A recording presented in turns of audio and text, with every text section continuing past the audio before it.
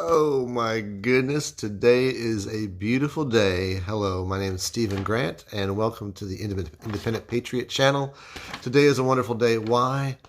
Because for the first time in my life, I can say I have a book on Amazon.com.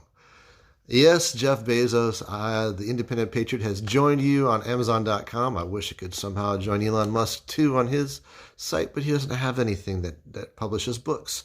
And I have just published a book, my first book, and I am so excited. It's my debut as an author, a real live author.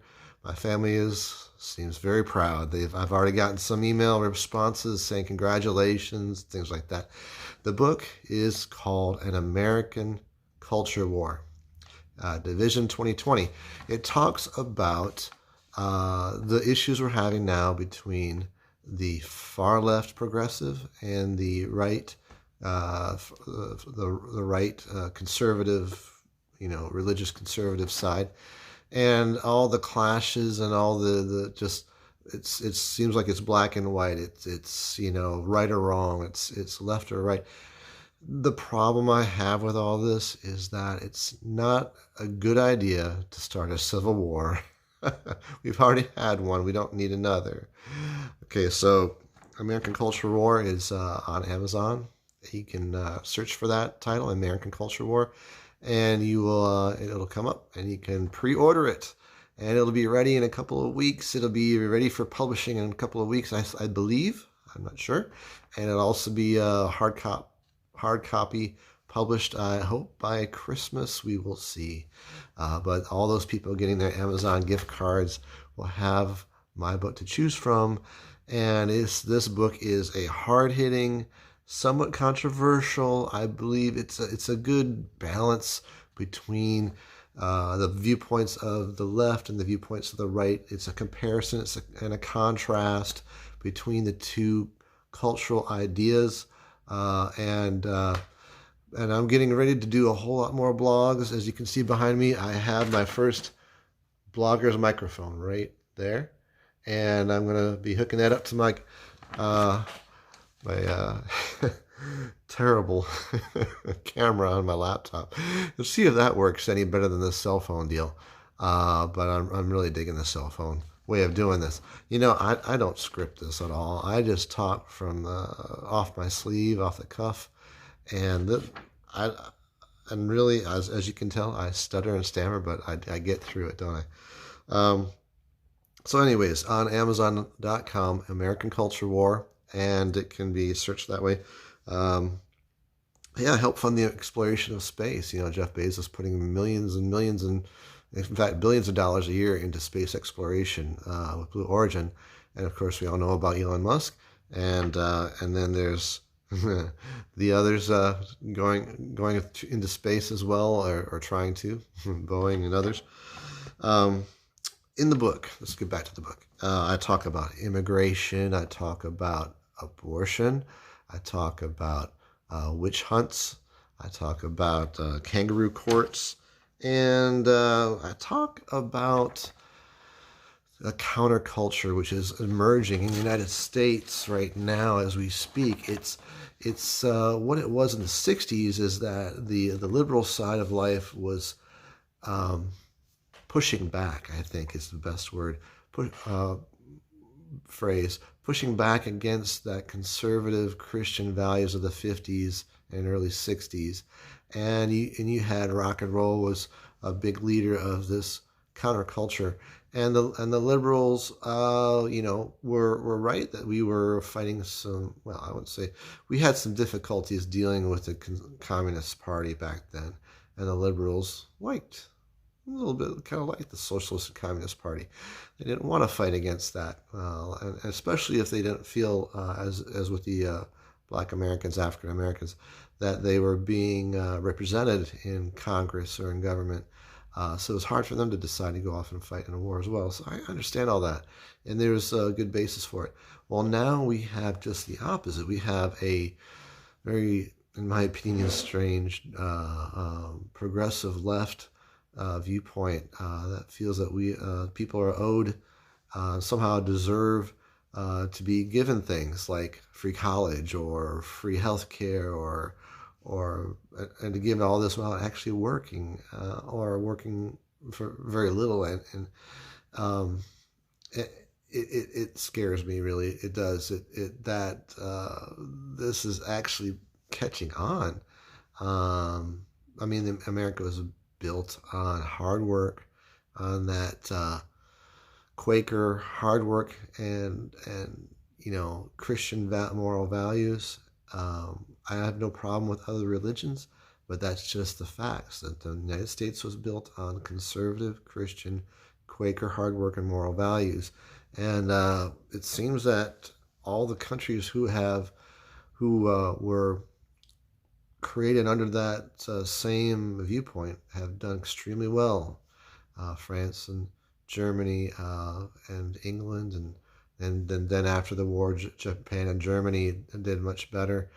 China has switched to a capitalist economy, even though they're more of a they're obviously run by the Communist Party, but they've switched to a capitalist economy.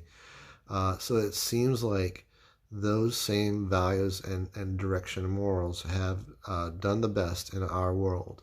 And it scares me to think that we would be, I guess, what would it be a good word for it? In the Bible, it talks about people wanting to go for the golden calf, replacing God with something else like money. So I guess greed and desire has become the reason why people are moving away from capitalism and hard work and wanting that easy buck, I suppose, would be the good way to put it. And it is through hard work and through suffering that we gain an understanding of the value of life. And that's a big part of this book, a personal responsibility, a big part of this book. So obviously, I side on the conservative personal responsibility side of the coin, the Christian moral values. Although I do bring out a lot of other ideas, and I do criticize the right as well as the left. I bring up concerns about the large amount of deregulation going on at this time. It's a historic amount of deregulation. I really would like to know, I wish someone would report on it, what is being deregulated, because we need to be very careful about that. Most of the reporting done these days is just, I mean, it doesn't really hit to the core issues of what's really going on. We have a historic improvement in trade relations. We now have a trade surplus going on with China and with Japan, and we're working towards that with the European Union. With if the Congress would just approve it, we'd have the same with Mexico and Canada. And I mean, I've been fighting that as a manufacturing engineer my whole career, losing jobs and fighting to keep my job and moving from company to company to just try and stay in manufacturing. And people ask me, how come you want to work for us? Well, golly, because my last company went to Mexico with all their manufacturing, so I'm going to work for you now. Pretty difficult situations to work within. So I want to give a shout out to a couple of people that I won't say I emulate, but I definitely inspire me as bloggers. Ben Shapiro, shout out to him. Why is it that you wear the yarmulke? Is it to hide the loss of hair? I mean, you're 35, I'm 52, so you have nothing to worry about, Ben. You're looking good. Don't worry about it. You're looking good, much better than Trump's comb over thing. I don't worry about that. I just cutting it short these days. And then the BCP, the Black Conservative Patriot Channel. Shout out to BCP. Taught me a lot and early on, and yeah, I see a lot of the things you're talking about are happening, sir. And kudos to you, to both of you.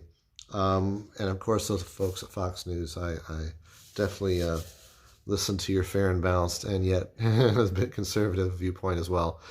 I have a hard time listening to CNN and MSNBC, I have to admit. I hear only conjecture. I hear rumor. I hear innuendo. I don't hear facts. out of MSNBC, CNN. Very sad to see those companies telling half-truths or not truth at all. Very sad. I started out writing this book only because I saw a lot of dangerous talk in Washington, D.C. I saw a lot of attacks against our duly elected president, Donald Trump, won fair and square by a large margin. And you need to count the electoral votes.